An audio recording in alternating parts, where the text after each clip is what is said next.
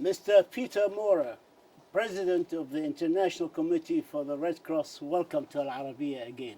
Thanks a lot for having me. ICRC is involved in restoring family links for those in conflict areas.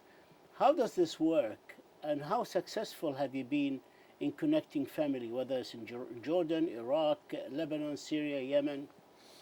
Well, indeed, it's an activity that ICRC has entertained for decades now, and wherever there is conflict, people go missing. Either they die, they are lost, they are in detention, and Yes. they are not accessible for people. So one of the big concerns and recurring concerns for us in conflict region is really missing people. And therefore, over the decades, we have established databases, processes, engagements with states in order to ensure that nobody goes missing. We have engaged with legislation so that countries can support identity documents, can see that as many people as possible are registered, but unfortunately the disruptions of war and violence lead to a lot of people missing each other, displaced, dying, being unaccounted for. And ICRC has strengthened its capacity and its databases over the last couple of years to connect those missing information. We work closely with national societies of the Red Cross and Red Crescent. It's one of the biggest endeavor of the movement of the Red Cross and Red Crescent, because all the offices in the world allow us to be contacted by whoever is missing people, and then to Unite the families. to unite the families and to connect the different information systems. Today, as we move into modern technology, also family reunification moves into modern technologies, building platforms, offering to people to contact us. And at the same time, ICRC strengthens forensic capacities with countries. We offer our services ourselves so that we can identify as many people as ever possible. How successful are we? Unfortunately, not as much as we would like to be successful. It depends on contexts, on dynamics, on political will of the parties, really, to let us work on legislative frameworks, on contractual frameworks. Take alone the remnants and the missing people from the Iran-Iraq war, from the Iraq-Kuwait war. We are still working on identifying dead bodies, remnants. We have built structures, and unfortunately the development over the last couple of years has made more people missing with the numbers and intensity of conflict, with the displacements that we have seen.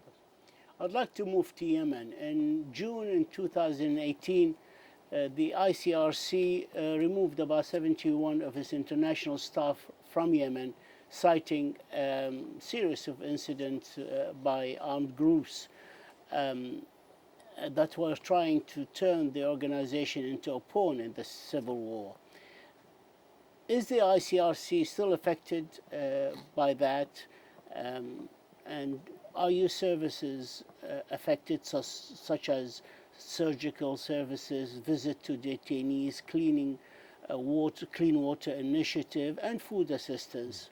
On the one side, every context, like the Yemeni, the Syrian, the Iraqi, any context in which we operate bears a lot of security risk, and because of security risk, we are engaging with all sides. And if we have an important operation in Yemen today, is also because we are confident enough that the different parties to the conflicts in the north, the south, the east, and the west have in the meantime an understanding for ICRC work and offer us sufficient security guarantees in general to be able to do work. So we are not particularly affected by attacks on humanitarian workers as we had in the past with regard to the event you were referring to. On the other hand, we are of course affected by the continuing hostilities.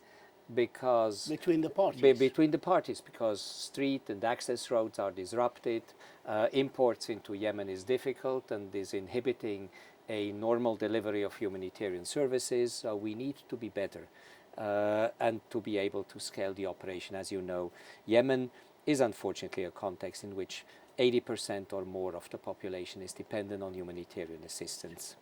The ICRC is also helping in places like Libya, where there are extreme difficult circumstances because of the conflict that is raging there. Can you describe to our viewers the living conditions and the economic situation in Libya today? Well, Libya is paradoxically one of the richest countries of the Mediterranean Rim. Very true. And in that sense, Libya today still draws on past riches. So not everybody in Libya is immensely and directly affected, as we would, for instance, talk about the Central African Republic or Yemen, which have been poor countries, and therefore violence and war have affected more prominently a large part of the population. Having said that, the recent escalation in Libya has affected more than 100,000 people only around Tripoli who have been displaced from neighborhoods in the city to other neighborhoods. So Libya is moving by the day to be more of a humanitarian crisis than ever before. Yes. And this is, of course, a big worry. We have also, when we look at the fractured landscape of political movements on military groups, armed groups, Libya is one of the most fractured contexts in which we count more non-state armed actors than in any comparable other context. So it's a complex situation, and an increasing number of Libyans unfortunately are now, because of the disruptions, impoverished and displaced, and therefore Libya today becomes a humanitarian crisis, which is, as I said, a kind of a paradoxon. Yes. Let's talk about your biggest operation in the Middle East, Syria. What can you tell us about the conditions and what's happening in Idlib?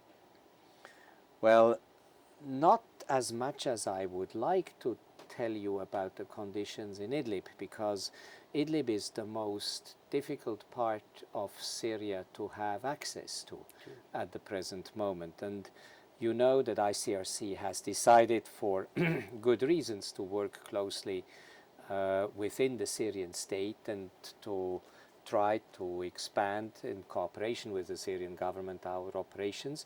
So for an organization which is not engaged in cross-border humanitarian work from Turkey, the access is limited. We have some activities through the Syrian Arab Red Crescent, through private contractors. We know a little bit something about the basic needs on humanitarian medicine, food and shelter. This is one of the most serious parts of the Syrian conflict today. Millions of people in dire conditions, and we certainly would aspire and hope that all parties who have stakes in the Idlib issue facilitate more broadly access for humanitarian actors, which is much too sketchy at the present moment. Dozens of children died last year in AL-HAJ camp when the winter came and was a severe winter. Many of them died because of the cold. Is the response being upscaled to prevent the same from happening this coming winter? Well, I would have liked to give you these assurances, but for the time being, I'm not 100% sure whether we are not moving again into a very difficult situation in Al-Hol. While over the last 6 months we have been able, in cooperation with the Syrian government, with local authorities and stakeholders, to grow our response in Al-Hol. We have brought in, together with the Norwegian Red Cross, an important hospital. We work closely with the Syrian Arabic Crescent to respond on medicine, food, water, sanitation, shelter. So the death toll and the mortality rate in Al-Hol has gone down. It's still not good, but it has gone down. And definitely one of the big challenges is to sustain this operation, to further enlarge it, in particular because of approaching winter, because there is a fragile population still. You know the figures, 68,000 people still in Al-Hol, 80 to 90% women and children.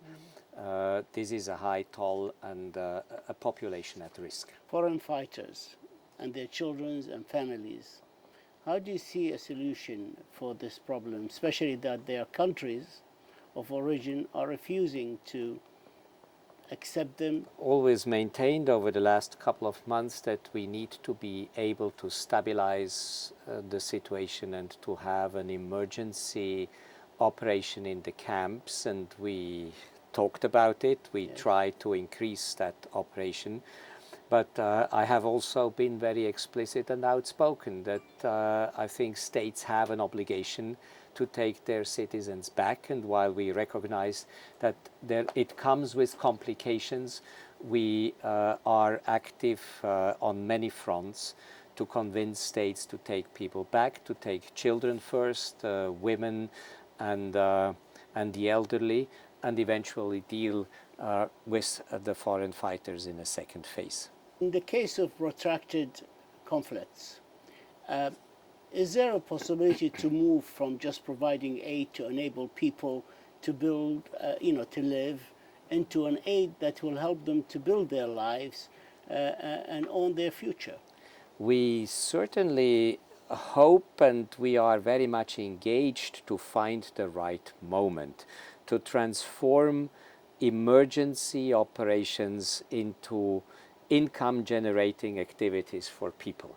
I think this is the big challenge that humanitarian action is confronting today, because I think as much as we need emergency operations to save lives, we also, and you mentioned it rightly so, we are concerned about the longevity of crisis, the big long-term impact, the displacements of millions of people.